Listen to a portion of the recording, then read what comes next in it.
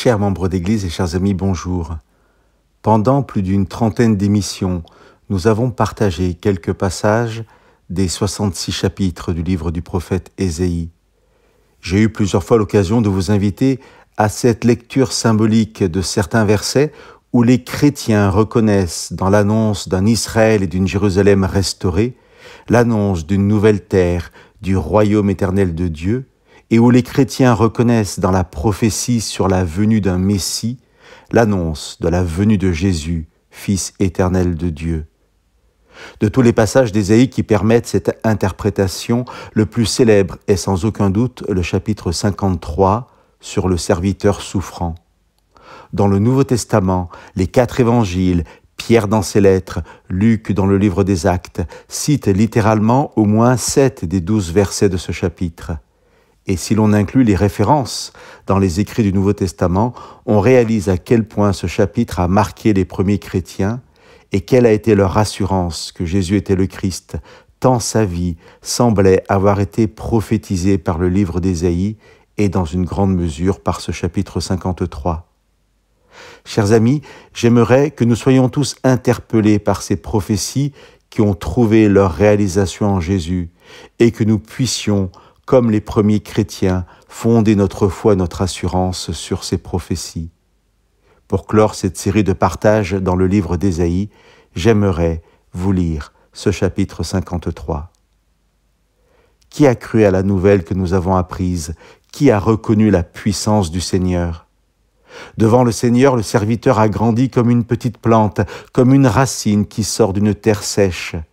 Il n'avait ni la beauté ni le prestige pour attirer les regards.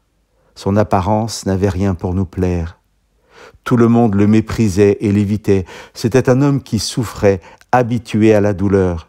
Il était comme quelqu'un que personne ne veut regarder. Nous le méprisions, nous le comptions pour rien.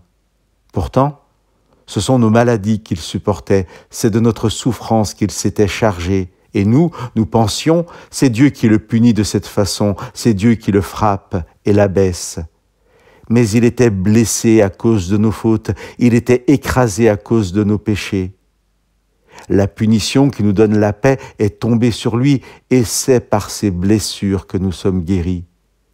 Nous étions tous comme des moutons perdus, chacun suivait son propre chemin, et le Seigneur a fait retomber sur lui nos fautes, à nous tous.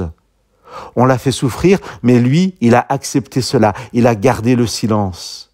Comme un agneau qu'on mène à l'abattoir, comme un mouton qui ne crie pas quand on lui coupe sa laine, il a gardé le silence. On l'a arrêté, jugé, puis supprimé. Mais qui a fait attention à ce qui lui arrivait? Oui, on l'a enlevé du monde des vivants. Il a été frappé à mort à cause des fautes de son peuple. Il a été enterré avec les gens mauvais. Sa tombe est avec les riches. Pourtant, il n'avait rien fait de mal et il n'avait jamais trompé personne. Mais le Seigneur donne raison à son serviteur écrasé et il a rétabli celui qui avait offert sa vie à la place des autres. Son serviteur aura une descendance et il vivra encore longtemps. Par lui, le Seigneur réalisera son projet. À cause des souffrances qu'il a supportées, il verra la lumière, il sera rempli de bonheur. Mon serviteur, le vrai juste, rendra juste un grand nombre de gens parce qu'il s'est chargé de leurs péchés.